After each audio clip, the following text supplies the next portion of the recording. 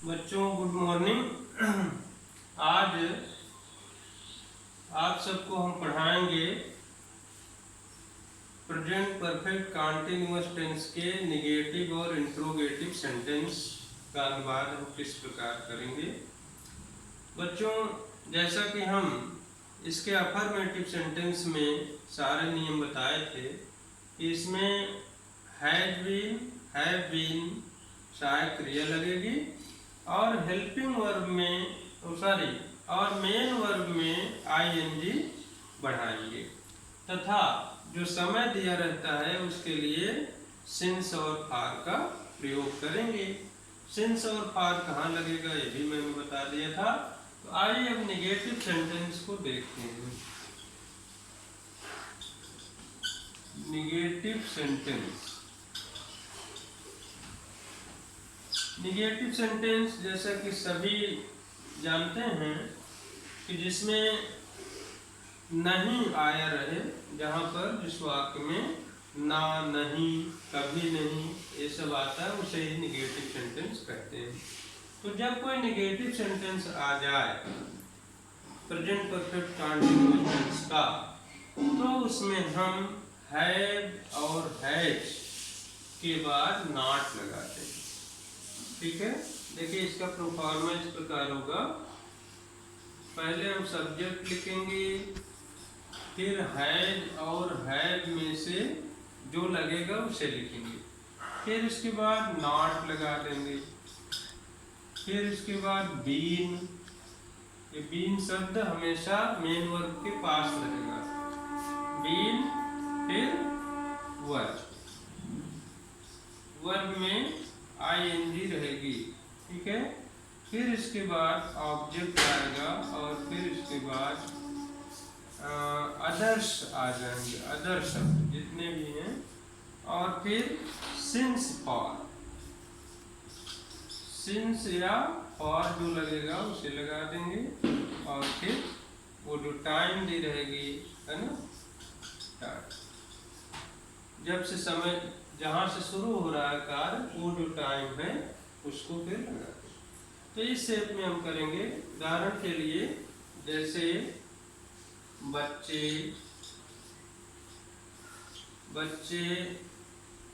2 घंटे से नहीं सो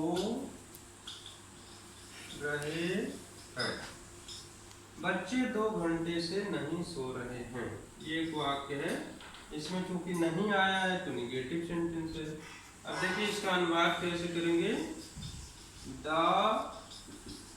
चिल्ड्रेन, द चिल्ड्रेन, अब चिल्ड्रेन प्लूरल है इसीलिए यहाँ पर हैव लगेगा। अब हैव के तुरंत बाद हम नॉट लगाएंगे। द चिल्ड्रेन हैव नॉट, फिर इसके बाद बीन, हैव नॉट बीन। अब सो रहे हैं, स्लीपिंग, स्लीपिंग। अब कब से? 2 घंटे से, तो घंटे के लिए फॉर 2 आवर्स, फॉर 2 आवर्स। तो इस तरह हो गया the children have not been sleeping for 2 hours. तो बच्चों इस तरह से नेगेटिव सेंटेंस का अनुवाद करेंगे। एक उदाहरण और देख लें, जैसे वह 4 बजे से अपना गृह कार्य कर रही है। वह 4 बजे से अपना गृह कार्य कर रही है। अब इसे कैसे करेंगे? सबसे पहले सब्जेक्ट लिखेंगे ही के साथ कर रही है तो इसलिए सी आ जाएगा इसमें। सी हैज बीन, एक मिनट, इसमें हमने इसे नेगेटिव नहीं बनाया। वह 4 बजे से अपना गृह कार्य नहीं, यहाँ तो लगा दीजिए, नहीं कर रही है। सी हैज, अब यहाँ पे नॉट आएगा। She has not been doing her homework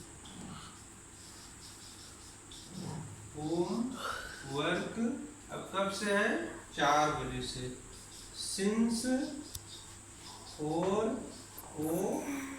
o'clock,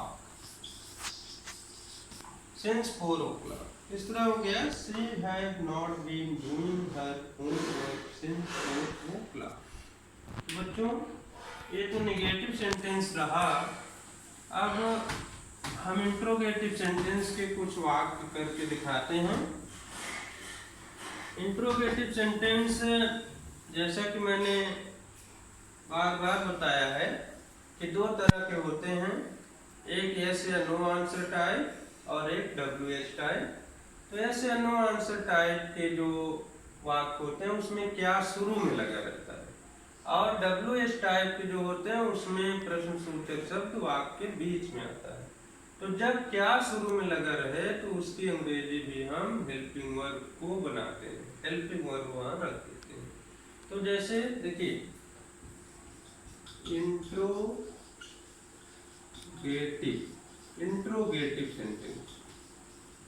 interrogative sentence में अगर क्या शुरू में है तो हम सबसे पहले हैव हैज को ही शुरू में लगा देंगे। जैसे उदाहरण के लिए क्या बिल्लियां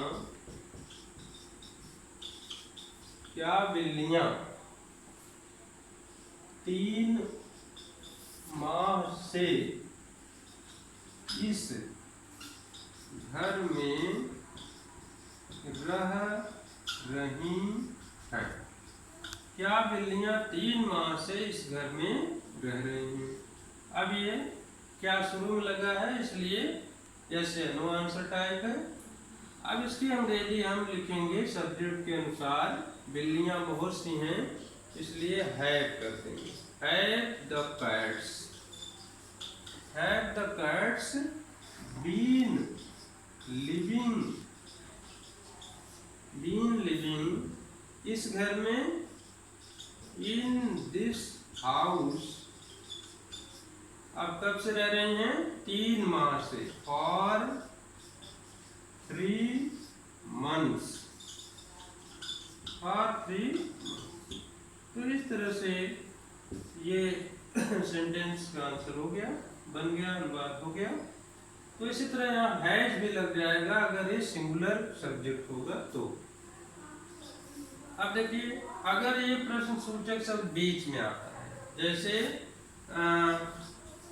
मेरा भाई कल से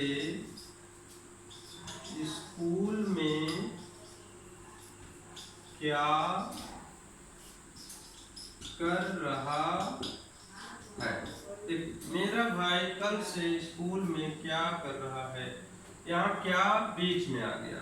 अब इसकी अंग्रेजी लिखेंगे व्हाट के बाद है व्हाट हैज माई ब्रदर, इस तरह हो जाएगा। व्हाट हैज माई ब्रदर करना की अंग्रेजी बीन डूइंग, यहाँ ध्यान देना है बीन लगेगा, been doing. What has my brother been doing, कहाँ? In the school. अब कब से?